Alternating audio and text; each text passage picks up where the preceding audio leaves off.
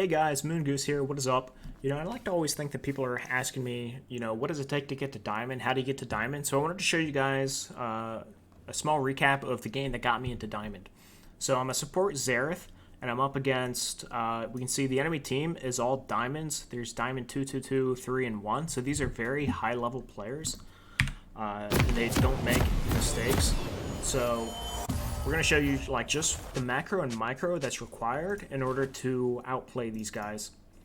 So you can see I'm a Xerath support with a Jhin ADC, and we're up against an Aphelios and a First Strike Maokai. And so First Strike Maokai is very dangerous. We need to make sure that we are always respecting just what this guy can do. So the first thing you want to do, you always want to run to mid lane and try to grab this brush so that you can potentially detect an enemy invade before it happens. And I'm going to turn this to the red side only so you can see it from our perspective.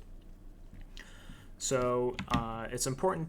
Oh, I've actually forgotten to buy potions here, and I don't have time to go over this.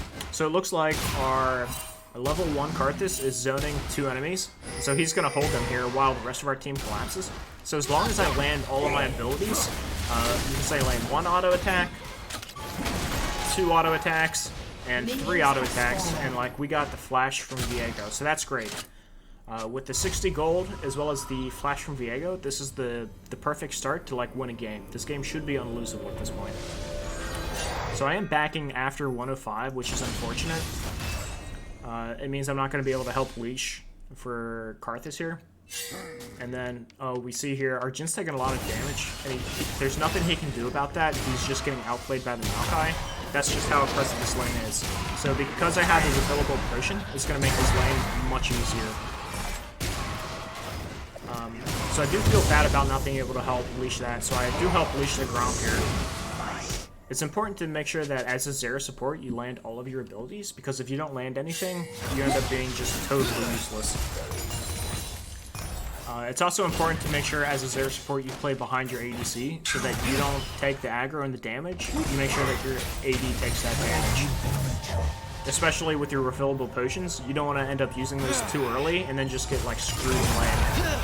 So I'm always playing behind my ADC, letting him take aggro first. We are going to try to rush for level 2 here and try to get wave control. So as long as I can land... I should land a Q here, I think. Yeah, there it is. So I land the Q, which allows our Jhin to follow up and do literally everything. And that's because I was able to set that up with the Q. So we do have to be respectful here, because at this point we don't know where Viego is, and the power of the First Strike Maokai, he started E, so he could potentially flash all in our Jhin, and that wouldn't be good. So we can see that the Maokai does go for a flash. He ends up rooting me instead, and he does this intentionally. Diamond players don't make mistakes, and it's because Viego was in fact coming in. So now at this point, I'm going to pause it. At this point, it's very important to not let this Viego get fed. So I have to do whatever I can to save my AD. You see, I do have a flash up. I know he's going to charge his stun up here, so I have to make sure that I flash to protect my AD. But unfortunately, our Jhin ends up dying anyways. It sucks, there's nothing you can do. So in retaliation, I auto-attack this minion, and I throw one last W to assert domination over my opponents. So at this point in the game, I'm going to back, but you can see there's already a 1k difference, and this game is already over. So the end result of the game, I do end up winning. It's a stomp. You can see we ended at 20 minutes. But this is the level of macro and micro that you need in order to make it to Diamond. Alright guys, so that's my video. If you like the content, make sure you subscribe to my OnlyFans as well as hit that like button, and I'll see you guys in the next video.